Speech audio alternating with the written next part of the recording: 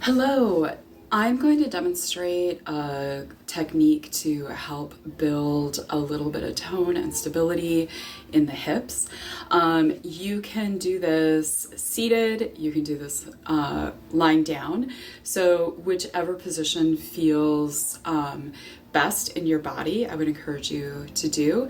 I'm going to demonstrate this lying down, okay? So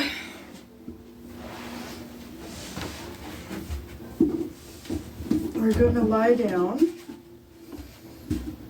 Knees are bent. Okay. And you're going to take one leg and make it long. And then you're just simply going to touch. And then make the next leg long and touch. And alternate back and forth. And so here we're building movement and fluidity in our lateral hips, and also building strength and responsiveness on the inside of the thigh. And definitely, don't let yourself go into fatigue doing this.